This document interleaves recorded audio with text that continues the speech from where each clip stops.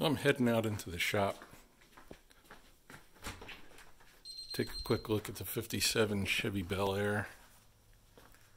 This is pretty much how I bought it. The door was attached using tie-down straps. I'm waiting for hinges to come in. I get the door attached.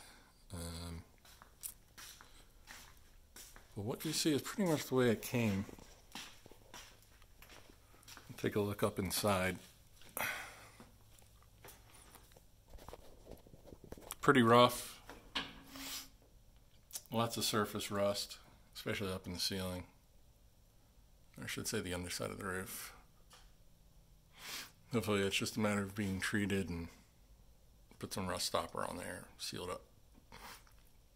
As it turns out, this is actually 3 cars in one. The shell, the body exterior, is a 57 Bel Air 2-door hardtop.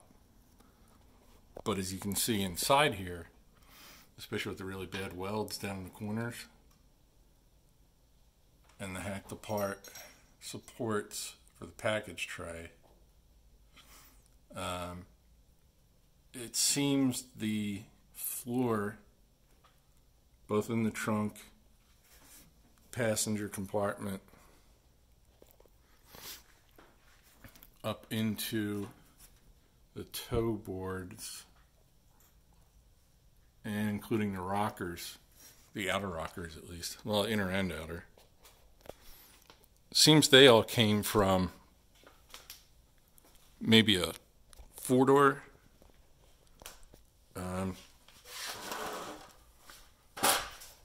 This outer rocker actually runs from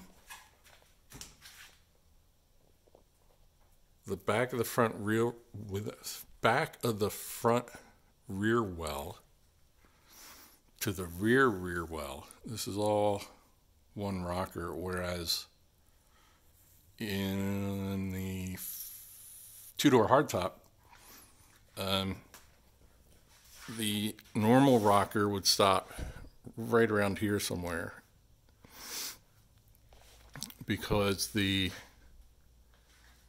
2-door hardtop quarter panel would have its own rocker built in to the bottom of the quarter. However, that's not the case here, so it looks like somebody did a floor pan replacement, took the trunk pan with it, didn't match it to the body, and in addition to that, cut a hole in the floor to take a look at the VIN, or at least the serial number, from the frame.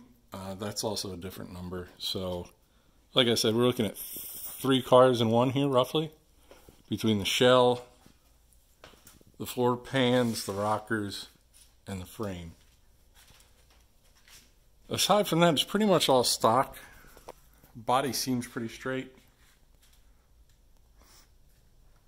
Take a look around it.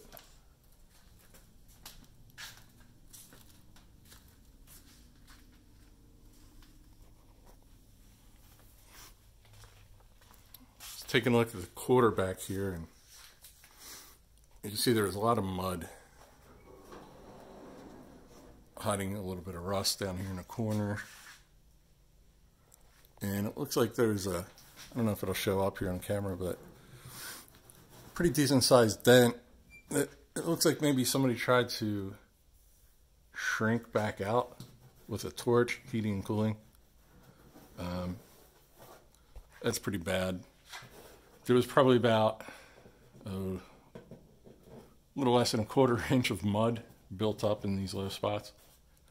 And again, you can see where I'm talking about. There's a patch in here. There's a welded joint in here. It looks like it went up into here.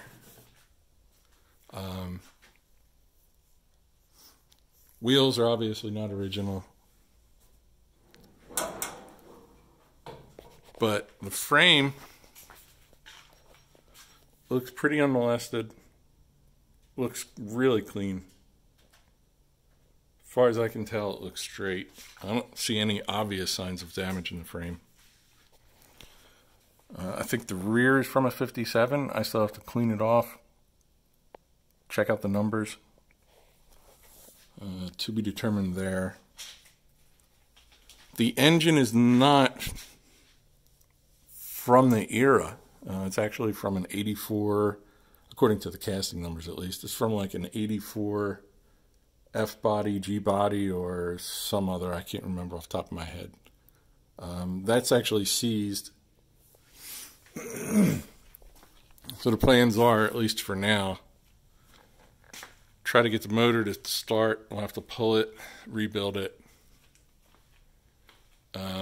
Just enough to get it running so that we can move it under its own power. It's been a bit of a challenge pushing it around, especially on and off of the lift. Once we get that running, I hope to get the brakes working. They look pretty much stock, single master with